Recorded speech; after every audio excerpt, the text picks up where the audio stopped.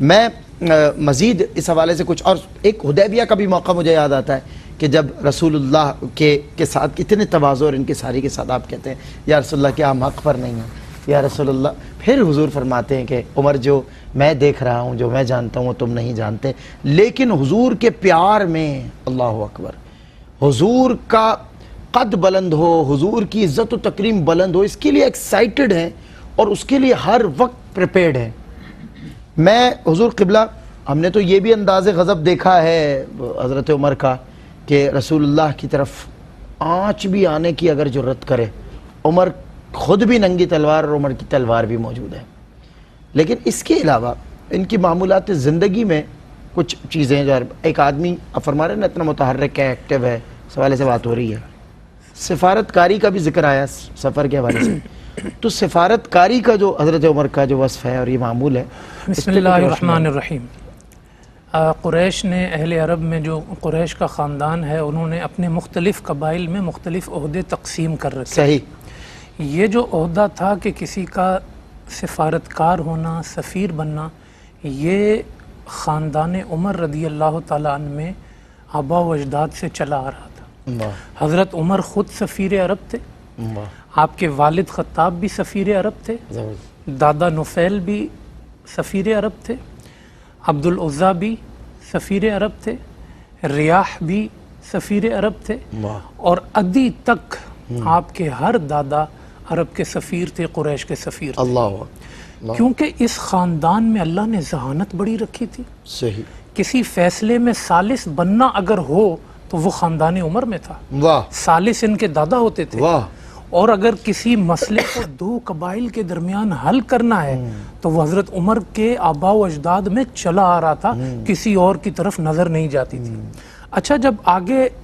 بیٹا پیدا ہو رہا ہے، اس کے آگے بیٹا پیدا ہو رہا ہے، یہ خاندانی تسلسل بھی چل رہا ہے، تو حضرت عمر تک جب بات پہنچی نا، جیسے علامہ صاحب نے ذکر کیا کہ سفر، ایک تو تجربہ، صحیح بات، ذہانت، بلند حوصلہ، تدبر، بات کرنے میں دلیر، تدبر، صاحب رائے، یہ ساری چیزیں تھی، اور خانوادے کی میراث سے بھی ظاہر ہے، خاندانے کی میراث۔ اور جب آپ نے سفر کیا تو تجربہ اس قدر بڑھ چکا تھا کہ آپ اہل تھے اس منصب کے کہ اگر اب عرب میں کوئی سفیر ہوگا، قریش میں کوئی سفیر ہوگا تو وہ عمر بن خطاب ہی ہوں گے، اور آپ نے اپنی اہلیت کی بنیاد پر جہاں بھی کوئی مسئلہ ہوتا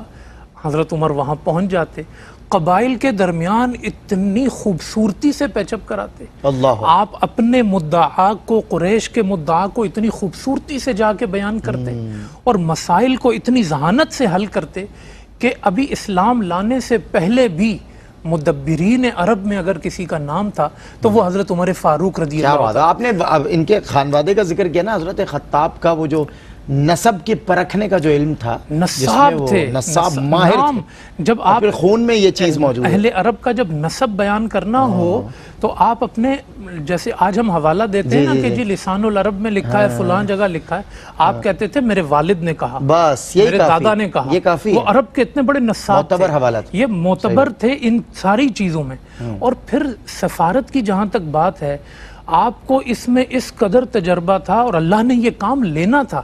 یہ اسباب جیسا بھی آپ نے کہا نا، اللہ سبب بنا دیتا ہے۔ صحیح بات۔ آپ کے اس منصب اور اس کے تجربے کی وجہ سے جب خدا نے آپ کو، اللہ کہتا ہے نا لَيَسْتَخْلِفَنَّهُمْ، ہم خلیفہ بنائیں گے رسول کا، جب حضرت عمر کو خلیفہ بنایا گیا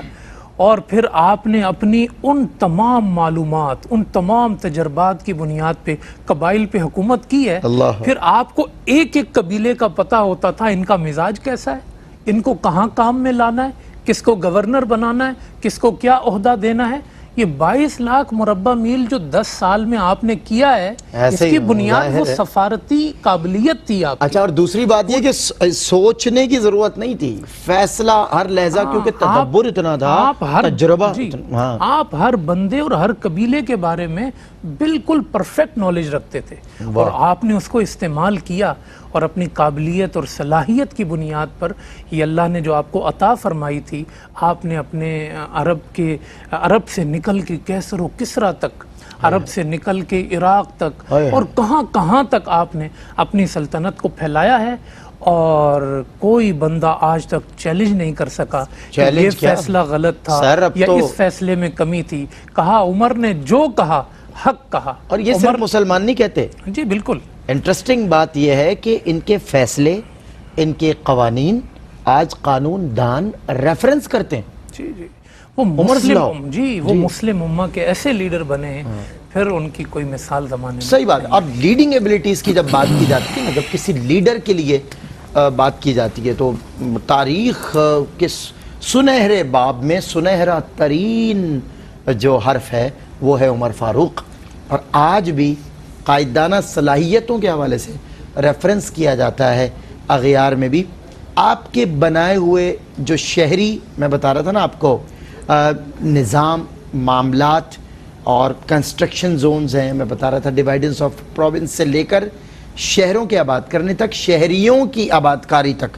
جو نظام آپ نے متعارف کروایا. آپ جائیے پاکستان سے بات، پاکستان میں بھی اب تو خیر خال خال نظر آتا ہے وہ کہ کشادہ اتنی سڑک ہو اور اتنا گز ہو کہ بیل گاڑی، آج سے اگر آپ دیکھ لیں کہ گاڑی نکل جائے تو خیر